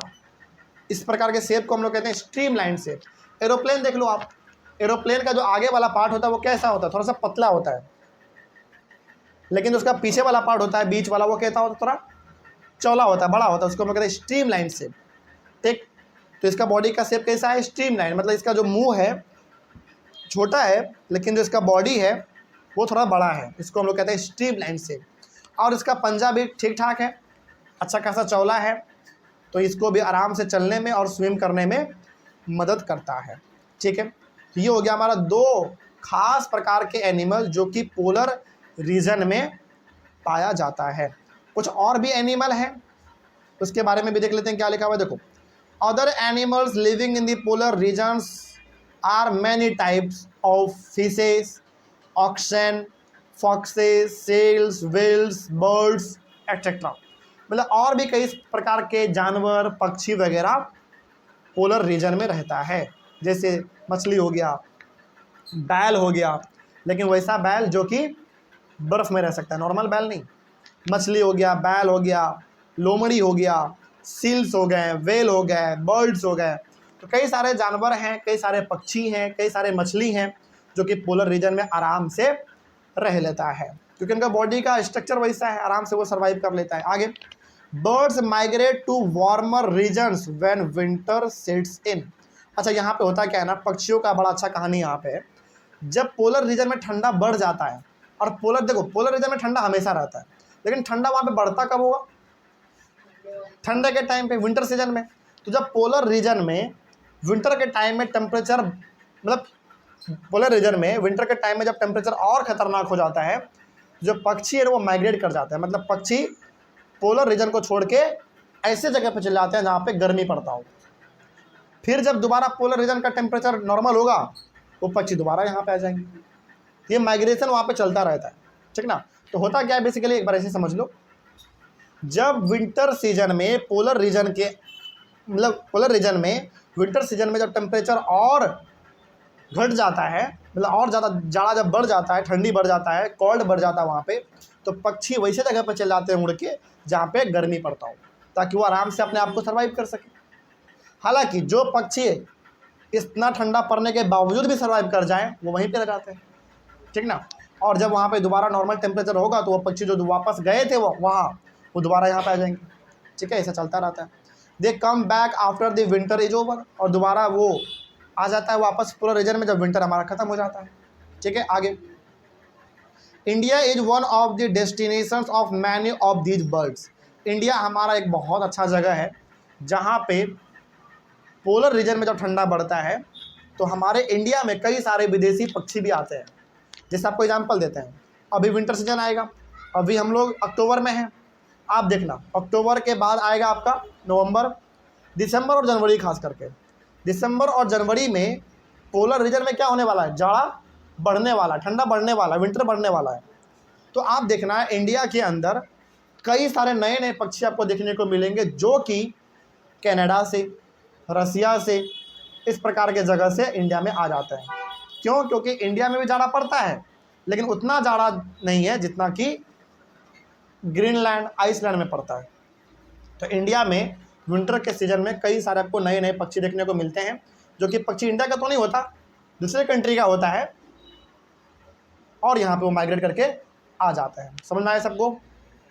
आगे, साइबेरियन क्रेन पक्षी का नाम है, ध्यान रखना। Siberian crane that comes from Siberia. Siberian crane कहाँ से आता होगा? साइबेरिया से आता होगा। टू प्लेसेस लाइक भरतपुर इन राजस्थान। देखो, राजस्थान के अंदर भरतपुर एक जगह है, वहाँ पे साइबेरिया का पक्षी उड़ के आ जाता है, सोचो, ठीक। एंड सुल्तानपुर इन हरियाणा, और हरियाणा में पड़ता है सुल्तानपुर, वहाँ पे भी साइबेरिया का पक्षी उड़ के आ जाता है, ठीक। And some wetland of north east and some other parts of India. North east का मतलब हो गया सिंपल सा अरुणाचल प्रदेश, मणिपुर, सिक्किम, ये सब हमारा हो गया। तो इन सारे जगहों पे भी अलग अलग कंट्री के पक्षी उड़ के हमारे इंडिया में आ जाते हैं।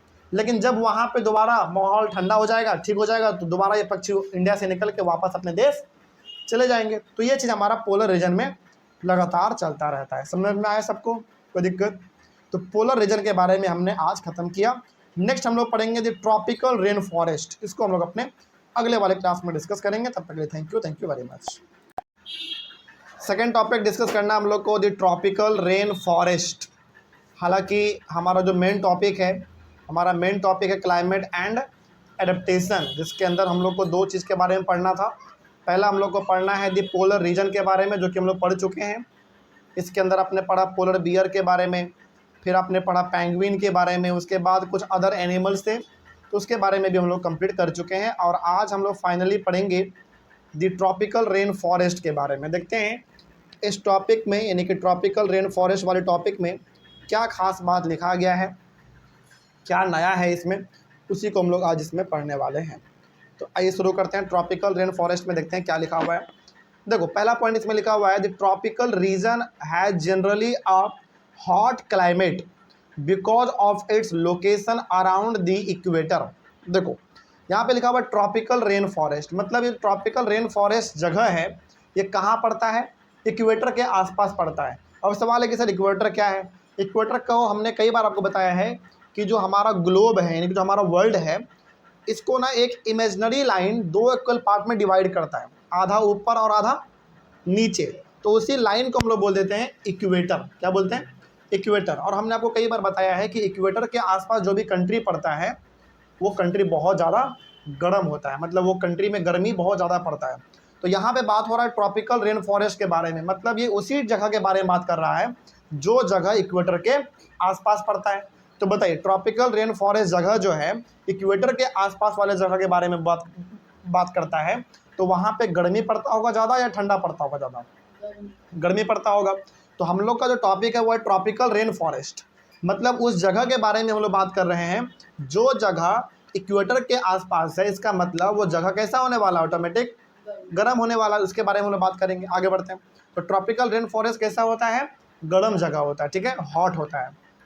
Even in the coldest month the temperature is generally higher than about 15 degree Celsius. मतलब यदि यहाँ पे बहुत ठंडा भी पड़ेगा ना, बहुत ठंडा भी पड़ेगा, इसके बावजूद वहाँ पे टेम्परेचर 15 डिग्री सेल्सियस रहता है। ठंडा का मतलब क्या हुआ, ठंडा का मतलब हुआ 7 डिग्री 8 डिग्री, इसको हम ठंडा बोल सकते हैं। लेकिन यहाँ पे ठंडा में भी टेम्परेचर 15 डिग्री ही रहता है। कहने का मतलब यहाँ पे है कि गर्मी यहाँ पे बहुत ज़्यादा पड़ता है, इतना ज़्यादा गर्मी पड़ता है कि जाड़े में भी लोगों को जाड़ा महसूस नहीं होता है, मतलब कि ठंडे में भी लोगों को ठंडा महसूस नहीं होता है। समझ रही है बात। जैसे हम लोग अपने इंडिया का बात करें, चलो इंडिया छोड़ो, हम लोग यदि अपने केवल बिहार का बात करें तो बिहार में विंटर सीजन में टेम्परेचर कितना चल जाता है, 7 डिग्री 8 डिग्री 9 डिग्री चल जाता है ना। इतने में तो हम लोग का हालत ख़राब हो जाता है जाड़े में। लेकिन यहाँ पे जाड़े में भी टेम्परेचर सोचो 15 डिग्री रहता है, मतलब यहाँ पे जाड़े में भी लोगों को जाड़ा महसूस नहीं होता, मतलब विंटर में भी लोगों को विंटर महसूस नहीं होता। पता है क्यों, क्योंकि गर्मी ही यहाँ पे बहुत ज़्यादा पड़ता है, ठीक है ना। आगे बढ़ते हैं। तो यहाँ पे मतलब विंटर सीजन में भी यहाँ पे टेम्परेचर 15 डिग्री से ज़्यादा ही रहता है। सोचो, मतलब यहाँ पे विंटर भी किसी काम का नहीं है, केवल नाम का विंटर है। आगे during the hot summer the temperature में क्रॉस 40 डिग्री सेल्सियस। गर्मी समय में, हॉट समर में यहाँ का जो टेम्परेचर है वो 40 डिग्री सेल्सियस को पार कर जाता है। 40 डिग्री सेल्सियस तो एक कम से यहाँ पे मिनिमम है, टेम्परेचर तो इससे ज़्यादा भी चल जाता है यहाँ पे। सिंपल सा आप ये समझो, जिस जगह के बारे में हम लोग बात कर रहे हैं ट्रॉपिकल रेन फॉरेस्ट, ये जगह इक्वेटर के पास पड़ता है और इक्वेटर के आसपास जो गर्मी है वो बहुत ज़्यादा पड़ता है, तो यहाँ पे गर्मी बहुत ज़्यादा पड़ता है, ठीक है। आगे ठंडा, मतलब इतना ज़्यादा गर्मी है कि ठंडे में भी आपको ठंडा महसूस नहीं होता है। सोचो, गर्मी ही महसूस होता है, इतना ज़्यादा यहाँ पे गर्मी है। आगे days and nights are almost equal in length throughout the year, मतलब दिन और रात दोनों लगभग यहाँ पे बराबर होते हैं। जैसे आप इंडिया में देखोगे तो आपको पता चलेगा कि जो गर्मी के टाइम में दिन होता है वो बड़ा होता है और रात छोटा होता है, लेकिन जाड़े के टाइम में दिन छोटा होता है और रात बड़ा होता है। इस प्रकार से हम लोग इंडिया में देखते हैं। लेकिन यहाँ पे ट्रॉपिकल रेन फॉरेस्ट में, यानी कि वो जगह जो कि इक्वेटर के आसपास है, वहाँ पे दिन और रात का जो लेंथ है, यानी कि दिन और रात लगभग क्या होता है, वहाँ पे बराबर होता है, लगभग बराबर 12-12 घंटे का, ठीक ना। आगे उसके बाद इसमें लिखा हुआ है कि the regions get plenty of rainfall. इस रीजन में बारिश भी अच्छा खासा हो जाता है, क्योंकि यहाँ पे टॉपिक में लिखा हुआ है ट्रॉपिकल रेन फॉरेस्ट, मतलब यहाँ पे बारिश भी अच्छा खासा होता है, ठीक है। आगे all important feature of this region is the tropical rain forest, मतलब यहाँ का जो सबसे इम्पॉर्टेंट फीचर है, सबसे खास चीज़ है, वो यहाँ का ट्रॉपिकल रेन फॉरेस्ट है। मतलब देखो पहला बात, इसमें 3 चीज़ है, ध्यान रखना। पहला ट्रॉपिकल का मतलब वो जगह जो कि इक्वेटर के आसपास पड़ेगा, पहला बात। दूसरा बात रेन फॉरेस्ट का मतलब यहाँ पे 2 चीज़ है, पहला रेन और दूसरा फॉरेस्ट। मतलब रेन यहाँ पे ज़्यादा होता है, बारिश यहाँ पे ज़्यादा होता है और जंगल भी यहाँ पे ज़्यादा है। देखो सिंपल सी बात है, टेम्परेचर ज़्यादा है, मतलब धूप यहाँ पे अच्छा खासा उगता है, बारिश भी अच्छा खासा हो जाता है, तो बताइए जंगल यहाँ पे होगा कि नहीं होगा? ऑब्वियस ही बात है जंगल होगा। जंगल को ग्रो होने के लिए क्या चाहिए? पानी चाहिए, सनलाइट चाहिए, और दोनों चीज़ यहाँ पे है। तो इस रीजन में बारिश भी खूब होता है, जंगल भी आपको घने घने दिखेंगे, ठीक, और गर्मी भी यहाँ पे बहुत पड़ता है इस प्रकार के जगहों में। आगे बढ़ते हैं। तो यहाँ पे जो सबसे मेन चीज़ है इस प्रकार के जगहों में वो है ट्रॉपिकल रेन फॉरेस्ट। ये इसका सबसे खास चीज़ है कि गर्मी भी पड़ता है, बारिश भी खूब होता है, और जंगल भी आपको यहाँ पे घने घने देखने को मिलेंगे। इसीलिए इसका नाम है ट्रॉपिकल रेन फॉरेस्ट। मतलब गर्मी भी पड़ेगा, बारिश भी होगा और जंगल भी होगा। और कहाँ पे होगा ये जगह? इक्वेटर के आसपास होगा। आगे tropical rain forest are found in, ये कहाँ कहाँ देखने को मिलता है ट्रॉपिकल रेन फॉरेस्ट? ऑब्वियस ये बात है जहाँ जहाँ से हमारा इक्वेटर पास करेगा वहाँ वहाँ ये हमको देखने को मिलेगा। फिर भी कहाँ देख लो एक बार, Western Ghats and Assam in India. बात करें हम लोग अपने इंडिया का, तो इंडिया में ट्रॉपिकल रेन फॉरेस्ट कहाँ देखने को मिलेगा? वेस्टर्न घाट में। वेस्टर्न घाट का मतलब इंडिया के वेस्ट साइड में। इंडिया के वेस्ट साइड का मतलब कौन सा हुआ? गुजरात, महाराष्ट्र, गोवा, और आप ले लो नीचे कर्नाटका, और उसके नीचे आ जाओ केरल। ठीक है, तो गुजरात, महाराष्ट्र, गोवा, कर्नाटका और केरल, ये हमारे इंडिया का वेस्टर्न घाट है। वेस्टर्न घाट का मतलब जो वेस्ट में है, और घाट का मतलब जो समुद्र के बगल में है। ठीक, तो इंडिया में ट्रॉपिकल रेन फॉरेस्ट कहाँ देखने को मिलेगा? पहली बात, दो जगह वेस्टर्न घाट में। वेस्टर्न घाट का मतलब हो गया आपका गुजरात, महाराष्ट्र, गोवा, कर्नाटक और केरल। और कहाँ देखने को मिलेगा? असम। असम में भी बड़े बड़े जंगल हैं, और असम में बारिश भी खूब होता है, और असम का टेम्परेचर भी लगभग ठीक ठाक रहता है। तो इंडिया में ये दो जगह पे आपको ट्रॉपिकल रेन फॉरेस्ट देखने को मिल जाएगा, जहाँ पे बारिश भी ठीक ठाक होता है, धूप भी अच्छा खासा आता है, और जंगल भी यहाँ पे आपको अच्छे खासे बड़े बड़े दिख जाते हैं। ये तो इंडिया का बात हुआ। थोड़ा सा वर्ल्ड लेवल पे यदि हम लोग बात करें तो और कहाँ पे होगा? South east Asia. South east Asia का मतलब क्या हुआ? साउथ ईस्ट एशिया का मतलब हुआ, पहली बात तो आप एशिया कॉन्टिनेंट में जाओ, पहली बात आप एशिया कॉन्टिनेंट में जाओ, एशिया कॉन्टिनेंट के साउथ में आ जाओ, नीचे में आ जाओ, उसके बाद फिर आप ईस्ट में चले जाओ। मतलब किधर? आप ले लो चाइना ले लो, उसके बाद म्यांमार ले लो, लाओस ले लो, थाईलैंड ले लो, ताइवान ले लो, जापान ले लो, ये सब में हमारा यहाँ पे भी ट्रॉपिकल रेन फॉरेस्ट देखने को मिलेगा। उसके बाद सेंट्रल अमेरिका। सेंट्रल अमेरिका का मतलब कौन सा हो गया आपका? यूनाइटेड स्टेट्स ऑफ अमेरिका, ये हो गया, यहाँ पे भी ट्रॉपिकल रेन फॉरेस्ट देखने को मिलता है। और सेंट्रल अफ्रीका। सेंट्रल अफ्रीका का मतलब हो गया अफ्रीका कॉन्टिनेंट के जो बीच में कंट्री पड़ेंगे वहाँ पे। एग्जाम्पल आप ले लो साउथ सुडान, इथोपिया, नाइजीरिया, फिर से आप कॉन्गो ले सकते हो, फिर से केनिया, सोमालिया, ये सब हो गया हमारा। फिर से चैड, नाइजेर, माली, है ना, ये सब जो है अफ्रीका के बीच वाले कंट्री हैं। तो कहने का सिंपल सा मतलब यहाँ पे ये हो गया कि जिस जिस जगह से इक्वेटर हमारा पास कर रहा है उस जगह पे ट्रॉपिकल रेन फॉरेस्ट देखने को मिलेगा। पूरी दुनिया का पता ना हो आपको चलेगा, लेकिन इंडिया का कम से कम आपको पता होना चाहिए कि इंडिया में ट्रॉपिकल रेन फॉरेस्ट कहाँ पे है। तो कहाँ पे है? वेस्टर्न घाट में और असम में। ओके, आगे बात करते हैं। Because of continuous warmth and rain this region supports wide variety of plants and animals. चूँकि ट्रॉपिकल रेन फॉरेस्ट में दोनों चीज़ है, टेम्परेचर भी ज़्यादा है यानी कि गर्मी भी ज़्यादा पड़ता है, बारिश भी अच्छा खासा होता है। तो बारिश भी यानी कि पानी भी है और धूप भी है, जिसके वजह से ट्रॉपिकल रेन फॉरेस्ट वाले एरियाज़ में अलग अलग वैरायटी के आपको प्लांट भी देखने को मिलेंगे और एनिमल भी देखने को मिलेंगे। देखो, कोई भी प्लांट हो और कोई भी एनिमल हो, उसको यदि जिंदा रहना है तो क्या क्या चीज़ चाहिए उसको? मतलब किसी भी प्लांट को ग्रो करना हो या फिर किसी एनिमल को अच्छे तरीके से सर्वाइव करना हो, उसको क्या क्या चाहिए? 2-3 चीज़ चाहिए बस। हवा तो हर जगह है, हवा का तो कोई बात ही नहीं है, हवा हर जगह है, ठीक। और क्या चाहिए उसको? पानी चाहिए, है कि नहीं? पानी चाहिए, जो कि पानी उसको ट्रॉपिकल रेन फॉरेस्ट में मिल रहा है। धूप चाहिए, धूप उसको मिल रहा है ट्रॉपिकल रेन फॉरेस्ट में। और क्या चाहिए? भोजन चाहिए, चूँकि ट्रॉपिकल रेन फॉरेस्ट है, फॉरेस्ट है मतलब जंगल है, जंगल है तो फूड तो उसको अपने आप मिल जाएगा वहाँ पे। तो कहने का मतलब है कि ट्रॉपिकल रेन फॉरेस्ट में बारिश भी अच्छा खासा होता है, धूप भी अच्छा खासा रहता है, जंगल भी है भोजन के लिए, रहने के लिए। तो यहाँ पे आपको अलग अलग वैरायटी के प्लांट और अलग अलग वैरायटी के एनिमल देखने को मिलते हैं। कुछ एनिमल्स के बारे में हम लोग आगे पढ़ेंगे, लेकिन अभी फिलहाल आपको समझ में आ गया कि ट्रॉपिकल रेन फॉरेस्ट में अलग अलग प्रकार के प्लांट और एनिमल देखने को मिल जाता है। आगे, the major types of animals living in the rain forest are, जो खास करके जो जानवर हैं जो इस प्रकार के जंगलों में पाए जाएंगे ट्रॉपिकल रेन फॉरेस्ट में, वो कौन कौन से होंगे? Monkey, apps, gorillas, tigers, elephants, leopards, lizard, snacks, birds and insects. तो ये सब कुछ जानवर हैं, कुछ इंसेक्ट्स हैं, कुछ पक्षी हैं जो कि यहाँ पे इस प्रकार के जंगलों में ज़्यादा देखने को मिलेगा। जैसे आप असम जाओ तो असम में भी आपको अलग अलग प्रकार के जानवर, पक्षी, कीड़े मकोड़े आपको देखने को वहाँ पे मिल जाते हैं, क्योंकि असम किस एरिया में आता है? ट्रॉपिकल रेन फॉरेस्ट के एरिया में आता है। मतलब कि वहाँ पे बारिश भी अच्छा होगा, धूप भी अच्छा होगा, जंगल भी अच्छा होगा वहाँ पे।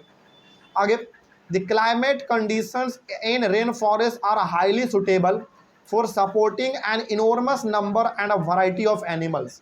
मतलब ट्रॉपिकल रेन फॉरेस्ट ऐसा वहाँ का क्लाइमेट होता है कि उस हिसाब से कई सारे वहाँ पे प्लांट और कई सारे एनिमल आराम से सर्वाइव कर जाता है। देखो, दिन में धूप होगा दबा के, लेकिन बारिश भी उतना ही हो जाता है। तो दिन में क्या हुआ? धूप, और शाम के टाइम में फिर रात के टाइम पे बारिश हो जाता है। तो एक टाइम पे धूप हो रहा है, एक टाइम पे बारिश हो जा रहा है, तो दोनों माहौल हो गया ना, वहाँ पे गर्म भी हो गया और हल्का ठंडा भी हो गया। तो जहाँ पे माहौल ठीक रहेगा, गर्म ठंडा दोनों रहेगा, तो वहाँ पे प्लांट और एनिमल ज़्यादा ग्रो करेंगे। तो ट्रॉपिकल रेन फॉरेस्ट में आपको हर प्रकार के प्लांट और लगभग हर प्रकार के एनिमल भी देखने को मिल जाता है, क्योंकि यहाँ का क्लाइमेट बहुत अच्छा होता है, ठीक ना। सर्वाइव करने में इसको आसानी होती है। Many animals are adapted to living on the trees, और कई सारे एनिमल हैं जो कि इस प्रकार के जंगलों में केवल कई सारे जानवर ऐसे हैं जो कि पेड़ों पे चढ़ के रहते हैं। बंदर, कई सारे, और लियोपर्ड, ये सब जो पेड़ों पे ही रह जाते हैं, कोई दिक्कत नहीं, ठीक ना। मतलब इतना सुंदर माहौल होता है यहाँ पे कि कई सारे जानवर पेड़ों पे चढ़ के भी रह लेते हैं। उसके बाद है red eyed frog. Red eyed frog कैसा होता है? आप देखो अपने पिक्चर में आपको दिखेगा, ऐसा मेढक जिसका आँख कैसा होता है? लाल होता है। इस प्रकार के मेढक आपको स्पेशली ट्रॉपिकल रेन फॉरेस्ट में देखने को मिलता है। क्या हमारे आसपास गली मोहल्ले में ऐसा मेढक देखा आपने कभी जिसका आँख लाल हो? नहीं देखा हो, मतलब ऐसा होता ही नहीं हमारे गली मोहल्ले में। ऐसा होगा ट्रॉपिकल रेन फॉरेस्ट में। तो ट्रॉपिकल रेन फॉरेस्ट में रेड आइड फ्रॉग यानी कैसा मेढक जिसका आँख लाल होता हो, had developed sticky pads on its feet to help it climb trees on which it lives। मतलब इसका जो पैड होता है ना, पैर, लेग जो इसका होता है बड़ा चिपचिपा होता है, जिसके वजह से ये आसानी से पेड़ पे चढ़ के रह लेता है। मतलब इसका पैर क्या होता है? चिपचिपा टाइप, हाँ, मतलब चिपचिपा होता है, थोड़ा सा गीला टाइप होता है, ताकि आराम से पेड़ पे चढ़े तो पेड़ इसका क्या हो जाए, पेड़ से इसका पैर चिपक जाए और वो आराम से पेड़ पे चढ़ के ऊपर में रह सके। इस हिसाब से ये अपने आप को डेवलप कर लेता है। वहाँ पे हमने बताया था ना आपको कल के क्लास में कि हर एनिमल जो जहाँ पे रहेगा वहाँ के हिसाब से अपने आप को वो क्या कर लेता है? बदल लेता है। नहीं बदलेगा तो वो सर्वाइव कर पाएगा? कभी नहीं कर पाएगा। तो जैसे ये लाल आँख वाला बंदर, सॉरी लाल आँख वाले मेढक, ये इसका जो पैर होता है, मतलब इसका जो पंजा होता है, ये चिपचिपा होता है, स्टिकी होता है। क्यों होता है? ताकि ये आराम से पेड़ पे चढ़ के ऊपर में रह सके और कोई जल्दी इसको मार ना सके, इसका कोई शिकार ना कर सके। यदि ऐसा ये नहीं करता तो क्या ये सर्वाइव कर पाता जंगल में? आराम से कोई भी इसको खा लेता है मार के, क्योंकि जंगल में जानवर तो बहुत सारे मेढक को खाने वाले। तो वही बात है कि आपको जहाँ पे रहना है वहाँ के हिसाब से आपको अपने आप को बदलना पड़ेगा। नहीं बदलोगे तो फिर आप मारे जाओगे। तो इस मेढक ने क्या किया? अपने पंजे को चिपचिपा बना लिया, जिसके वजह से आराम से पेड़ पे चढ़ के ऊपर पेड़ पे रह पाएगा। ठीक है, आगे। Monkeys have long tails for grasping branches. Monkey का यदि हम लोग बात करें तो बंदर का ऑब्वियस ये बात है, जो पूंछ होता है वो थोड़ा लंबा होता है। उस पूंछ का वो इस्तेमाल किस चीज़ के लिए करता है? पेड़ों पे चढ़ने के लिए करता है। समझ रही है बात? हालांकि वो हाथ से भी चढ़ लेता है पकड़ पकड़ के, लेकिन पूंछ से क्या करता है? वो डाली को लपेट लेता है और फिर वो लंबे छलांग को लगा के दूसरे पेड़ पे भी वो जा पाता है। तो पूंछ के मदद से वो लंबे लंबे पेड़ों पे आसानी से चढ़ पाता है और कोई उसका जल्दी शिकार भी नहीं कर पाता है। Their hands and feet are such that they can easily hold on the branches। मतलब इसका जो हाथ और जो पैर होता है बंदर का, वो इतना बेहतरीन तरीके से डिजाइन किया हुआ रहता है कि एक बार यदि किसी ब्रांच को पकड़ ले, किसी टहनी को पकड़ ले, जल्दी वो छोड़ता नहीं है। आप देखे होगे ऐसा चिड़ियाघर में या फिर कहीं पे भी आपने सामने से भी देखा होगा कि बंदर ना एक छोटे से डाली को भी पकड़ के आराम से चढ़ जाते हैं। समझ रही है बात? मतलब उसका पैर का और हाथ का डिजाइन इतना बेहतरीन होता है कि यदि वो एक बार किसी चीज़ को पकड़ लिया तो छूटना लगभग मुश्किल है, और उसको पकड़ के वो लटक जाते हैं। अब आपको हम लोगों को लगता है कि अब ये नीचे गिरेगा, अब ये नीचे गिर जाएगा, लेकिन ऐसा होता है क्या? नहीं होता है। और यदि वो नीचे गिर भी रहा होता है तो अपने पूंछ से, अपने टेल से उसको लपेट के वहीं पर वो अटक जाता है। तो ओवरऑल कहने का मेरा मोटिव यहाँ पे है कि बंदर जंगलों में रहने के लिए, बंदर को जंगलों में रहने के लिए जो जो खूबी चाहिए, जो जो इनको कला आना चाहिए, इनको सब आता है। ये सब सीख लिया है। नहीं सीखता तो क्या इतने बड़े जंगलों में ये रह पाता? नहीं रह पाता। कोई दूसरा जानवर इसको मार के खा लेता, लेकिन इसका हाथ, इसका पैर, इसका पूंछ इसको जंगलों में सरवाइव करने में मदद करता है, सपोर्ट करता है। लंबे लंबे छलांगे लगा पाता है इजीली, नहीं लगाता तो मर जाता ही, इसको मार के खा लेता दूसरा जानवर, है ना। आगे, many tropical animals have sensitive hearing, sharp I site. मतलब कई सारे जानवर जो ट्रॉपिकल रेन फॉरेस्ट में रहते हैं, इस प्रकार के जगह में, यहाँ पे अधिकतर जानवर के जो हियरिंग है बड़ा सेंसिटिव होता है। मतलब कि जरा सा भी यदि कहीं पे खूर खार सरसराहट का आवाज़ आएगा, इनको पता चल जाएगा।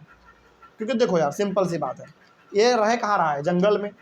यदि ये इतना ज़्यादा सेंसिटिव नहीं होगा, इसका कान बहुत सेंसिटिव यदि नहीं होगा, तब तो उसको कोई भी मार के खा लेगा, है कि नहीं?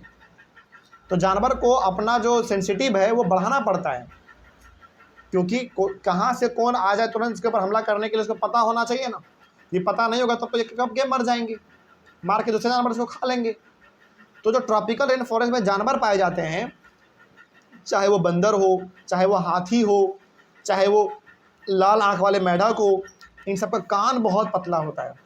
कान पतला होने का मतलब क्या है? ये लोग बहुत हल्के आवाज़ को भी आराम से सुन लेते हैं, आराम से पहचान लेते हैं कि कौन लोग किधर से आ रहा है, ताकि ये भागने के लिए तैयार हो जाए। तो बहुत संभल के इन लोगों को जंगल में रहना पड़ता है। आगे, शार्प आई साइट, यानी कि इनका जो देखने का नज़रिया होता है ना, वो भी बहुत शार्प होता है। दूर से ये देख लेगा कि कौन सा जानवर किधर है, ताकि अपने आप का बचाव कर सके, है ना। तो इसका जो आई साइट है, मतलब देखने का जो नज़रिया है, वो भी बहुत तगड़ा है, साइड एकदम शार्प है। ठीक स्किन जो है इसका वो थोड़ा सा मोटा होता है। मोटा क्यों होता है इसका स्किन? ताकि यदि वहाँ पे ठंडा भी पड़े, हालांकि ठंडा पड़ता नहीं है वहाँ पे, तो वो आराम से सर्वाइव कर जाए। ठीक है। आगे, and a skin colour which help them to protect from predator. और ज़्यादातर जो जानवर ट्रॉपिकल रेन फॉरेस्ट में रहते हैं, उनके बॉडी का स्किन का जो रंग है वो कैसा है?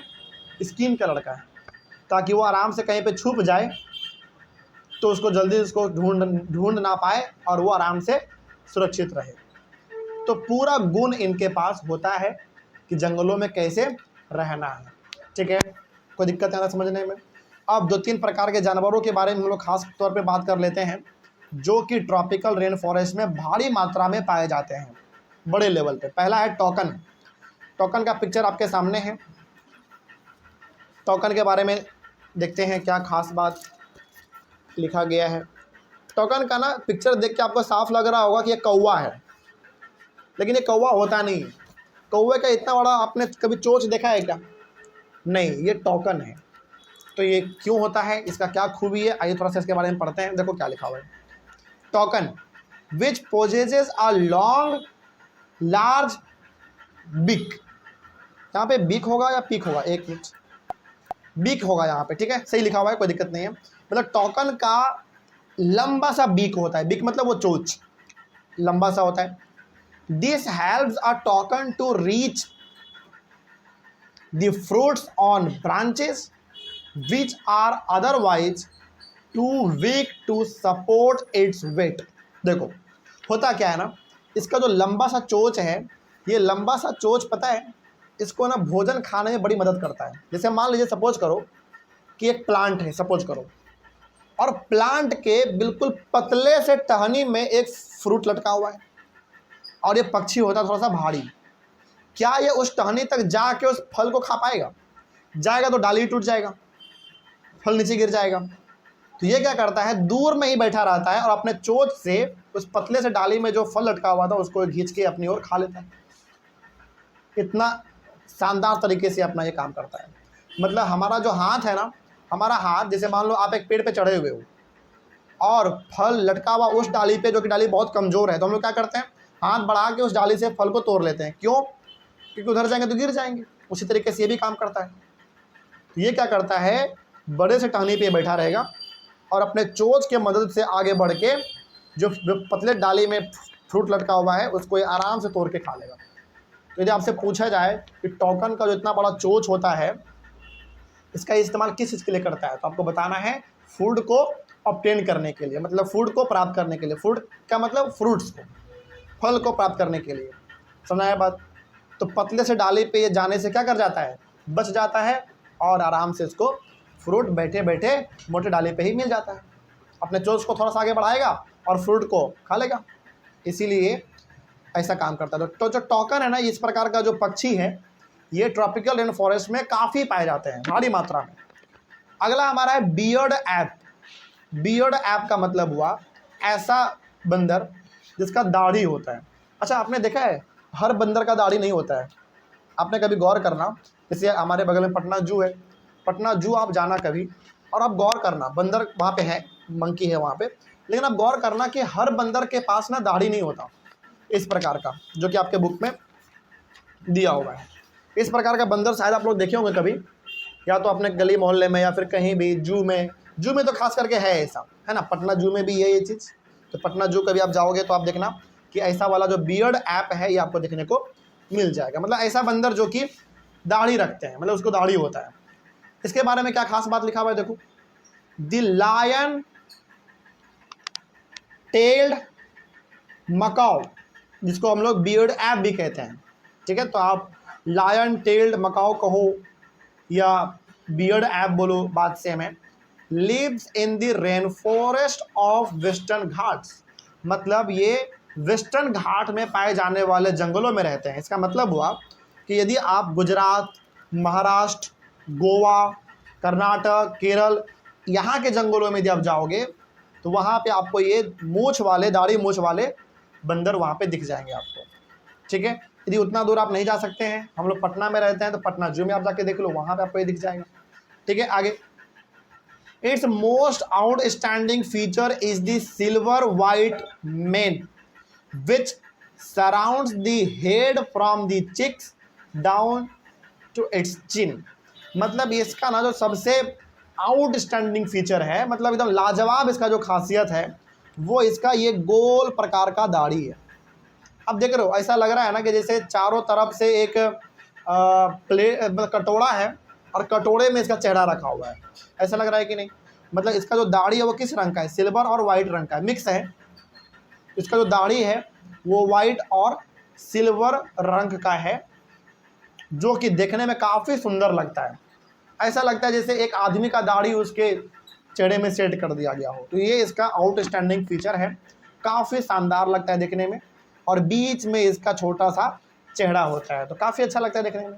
चारों तरफ से वाइट दाढ़ी और बीच में उसका काला चेहरा, तो अजीब लगता है। मतलब चारों तरफ से उजला और बीच में काला चेहरा, तो बड़ा अजीब लगता है, लेकिन सुंदर लगता है देखने में, क्यूट लगता है। आगे, it is a good climber and spends a major part of its life on the tree. ये क्लाइंबर बड़ा अच्छा होता है। क्लाइंबर मतलब ये आसानी से पेड़ पे चढ़ जाता है और काफ़ी लंबा समय जो है ये अपने पेड़ पे ही बिता देता है।